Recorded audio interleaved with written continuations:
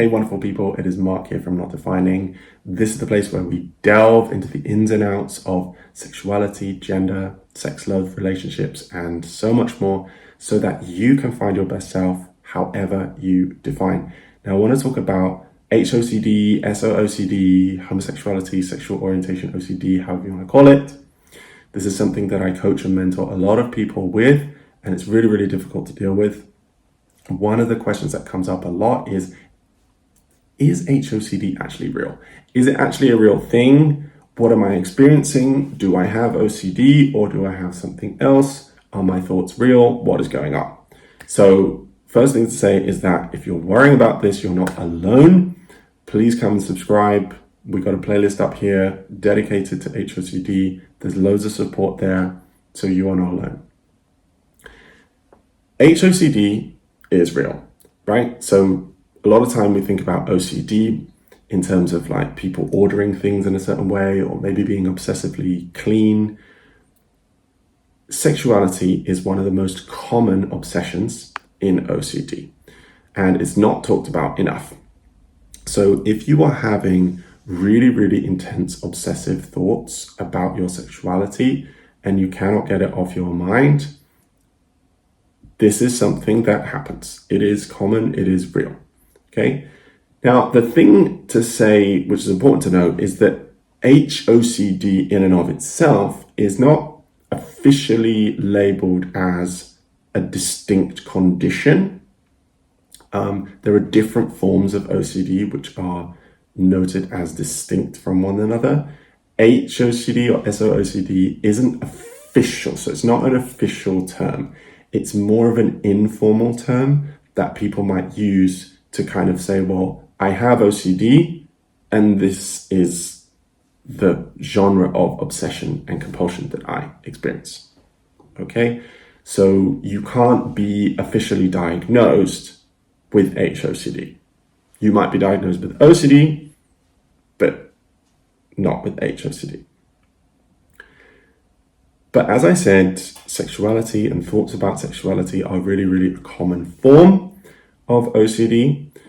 And so if you are worried about it, if, as I say, you have those kind of symptoms, then I would recommend, if it's available to you, go and see your GP, go and see your doctor, psychiatrist, discuss it perhaps with a therapist. It's important to note that a therapist can't diagnose. It has to be a psychiatrist. And so go and get that diagnosis, get that assessment done. The other thing that I would say is I don't think it actually matters too much. I think a lot of the time we get caught up in this feeling of, oh my gosh, is it OCD or is it not? It doesn't matter.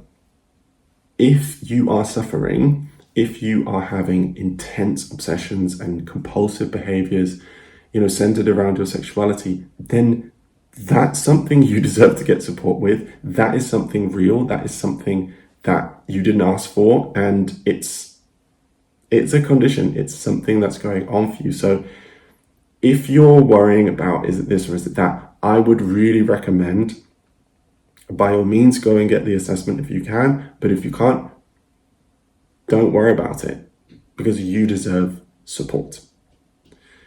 The next thing that I would say, and by the way, if you would like to come and speak with me one-on-one and get mentoring support with me, we can chat all this through. You can also join group sessions. You can meet other people who've experienced these types of things. Join us on Patreon. It's patreon.com/notdefining. You can get loads of extra content there and join our little tight-knit private community. We would love, love, love to see you. So if you are struggling with these kinds of symptoms, what can you do? The first thing I would say is take a piece of paper and write down every time you have one of these thoughts. Okay, so write down the time of day and then just the line or so writing down what the thought was. You can do this on the notes section of your phone or in a little notepad or a piece of paper, whatever. And do this for a week. And what I would do is take a look. Oftentimes, when you write down all of the thoughts that you're having, it helps to put them in context. sometimes you'll look at that and you'll go, oh my gosh, wow, I'm really thinking about this kind of all day long, and this is a really big issue for me. If that is the case, then it's an issue. Seek support. Absolutely. Doesn't matter if you call it OCD or what. You deserve support.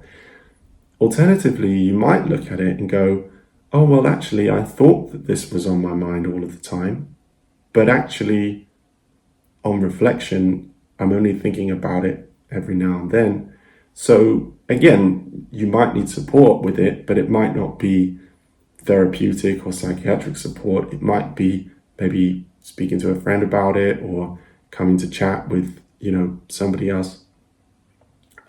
So I would do that. Actually write down how many times you're obsessing and look at how it's affecting you.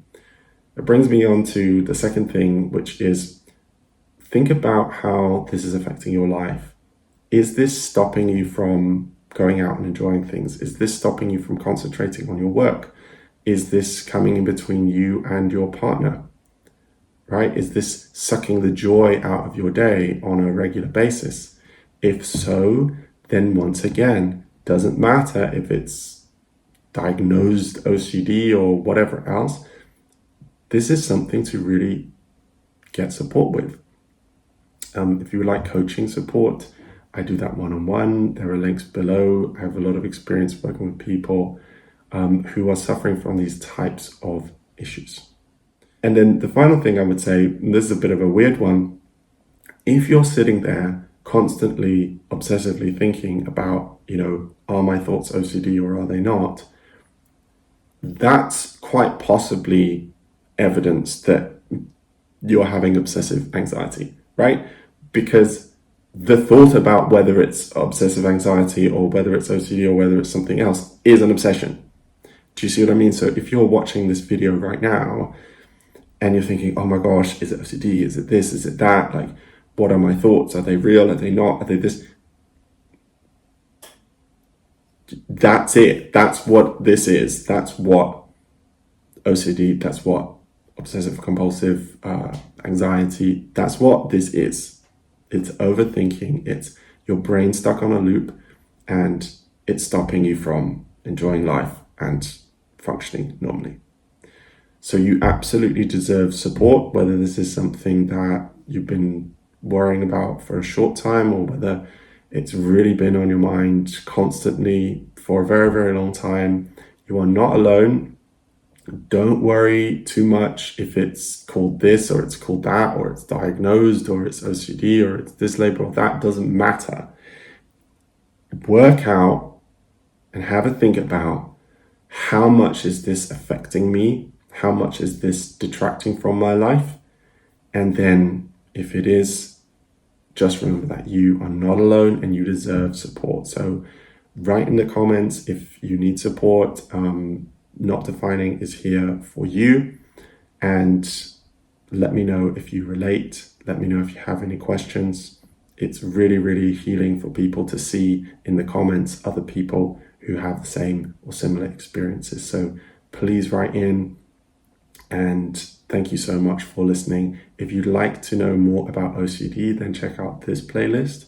And I would particularly recommend this video here to start with, because it'll tell you a bit more about HOCD and how you can heal from it.